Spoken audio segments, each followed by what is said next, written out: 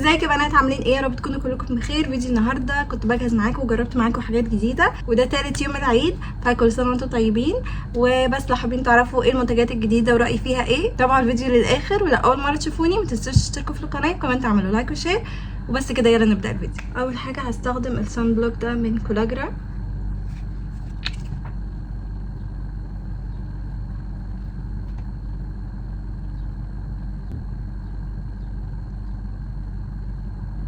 انا جايبه قلمين الحواجب جداد، فمحتاره اجرب ايه، بس خلينا نجرب ده كده. ده من ريمل اللي هو اسمه براو ذس واي، وده درجته رقم 3 دارك، فتعالوا نجربه كده. ده شكله ايه؟ ده ناشف قوي اهو كده. اسرح كده الاول الحاجه.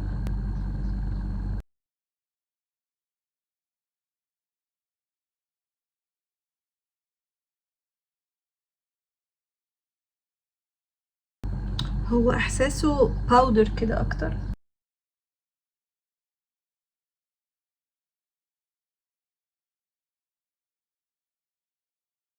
حلو، درجته مش غامقه قوي يعني، كويسه.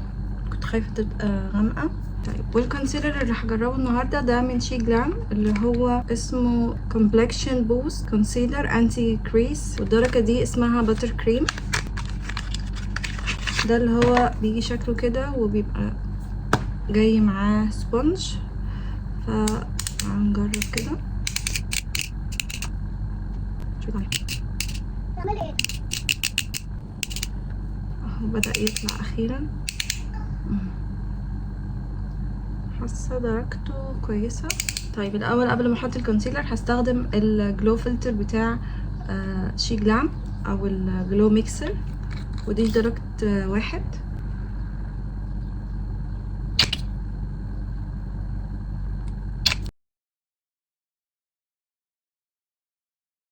ودلوقتي هستخدم بقى الكونسيلر زي ما قلت لكم، ده درجته اسمها باتر كريم.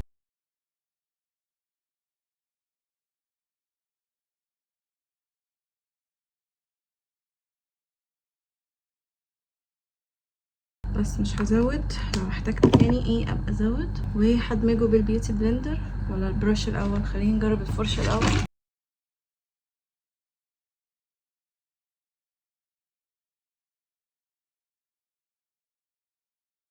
فاتح شويه بس مش مشكله.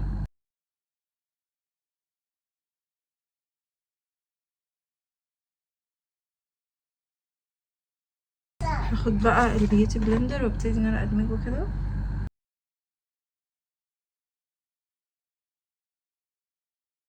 وهستخدم الكريم بلاشر ده الكريم بلاشر الجديد بتاع شي جلام، اسمه باتري بليس بلاش ستيك. تمام. وجبت الدرجه اللي هي اسمها جوافه جوس. جوافه سوس يوس. ده شكل الباكجينج.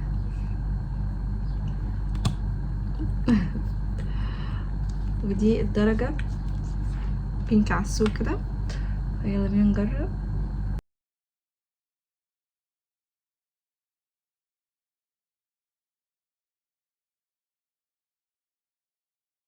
مش عارفه ليه عمري ما حطيت بلاشر كده على شفايفي وطلع شكله حلو.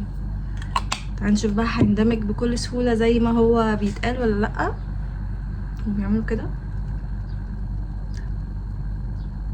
لا غلط غلط غلط. ده شكله مش حلو خالص على شفايفي.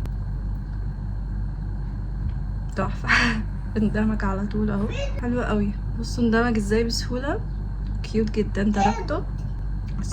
هستخدم الليكويد برونزر ده من شي جلام، ده مش جديد. الدرجه اللي هي اسمها جولدن سان. نقطه بس كده.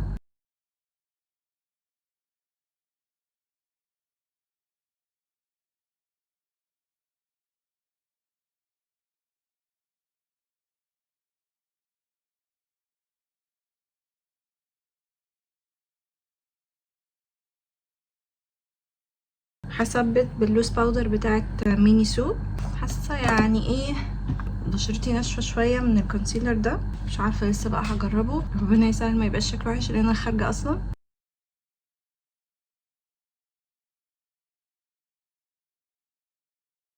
هو خطط حاجة بسيطة كده شوية بس مش حاجة اوفر يعني. حبيت استخدم الباودر دي عشان اوريدي انا عارفاها يعني، مستخدماها لسه من قريب، فعارفة ان شكلها اصلا حلو يعني معايا. فهنشوف بقى. كانش المفروض اجرب حاجة جديدة النهاردة صح؟ عشان انا هشوف ناس كتير وكده. هنفض كده اي زيادة، وبعد كده هستخدم الباليت دي من ميك اب ريفولوشن، فيها بلاشر وهايلايتر. هعمل لهم ميكس كده مع بعض.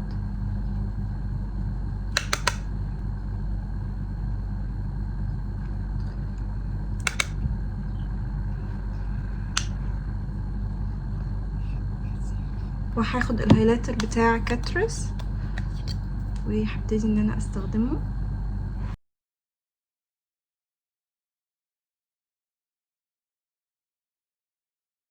هاخد الباليت دي من روبي روز، هاخد الدرجة اللي هي دي.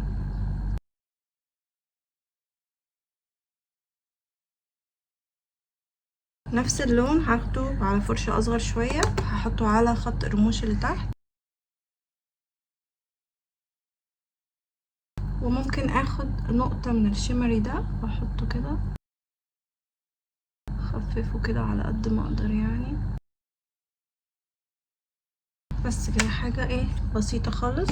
جايبة ايلاينر جديد ده من ميسلين 102 تقريبا، ده الدرجة 102. فتعالوا بقى نفتحه مع بعض. انا مش عارفة اصلا ايه هو، المفروض لونه بني، مش عارفة افتحه ازاي. افتح كده. هنشوف درجته ايه. حلوة بني برونزي كده، بس عشان عيني مدمعة مش عارفة احط. اهو حط اخيرا. لا حلو. هو عشان كانت عيني مدمعة فما كانش راضي يحط، بس بصوا لونه حلو وهو ناعم قوي كمان يعني بيجري كده. هحاول كده انزل بيه شوية تحت.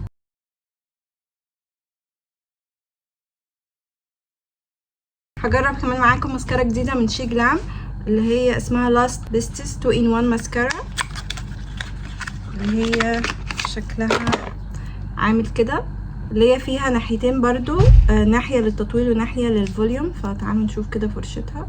دي الناحية بتاعة الطول، ده شكل الفرشة، والناحية بتاعة الفوليوم ده شكل فرشة الجزء بتاع الفوليوم. فهجرب ماشي الفوليوم الاول. فرشتها حلوة الاتنين يعني. هاتني الموشي طبعا الاول.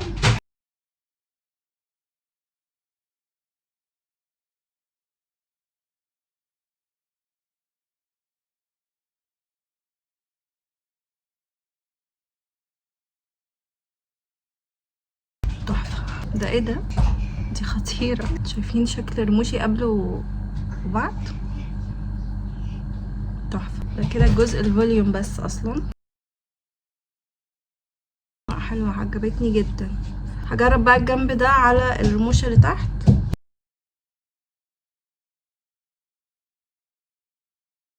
حاسة بس اللي هي دي ان العصاية ضعيفة كده. هثبت بقى حواجبي بمسكرة الحواجب بتاعت شي جلام.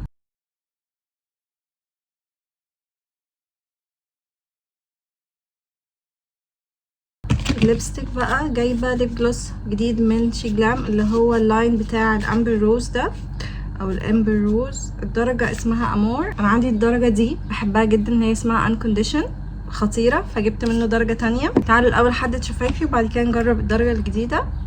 هستخدم الليب لاينر ده من سيبال.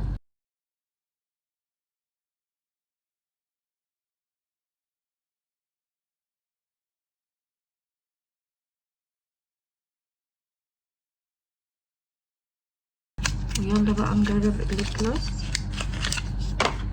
طبعا الباكجينج خطير، بس الفكره بقى انه ايه، ان هما شبه بعض جدا، فهتلخبط بقى.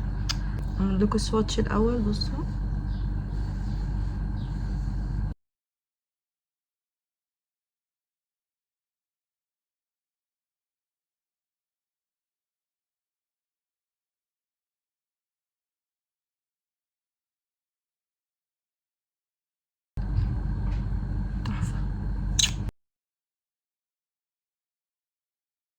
وبس ده كده الفاينل لوك. يا رب يكون اللوك عجبكم، متنسوش تعملوا لايك وشير. اشوفكم ان شاء الله الفيديو الجاي. مع السلامه.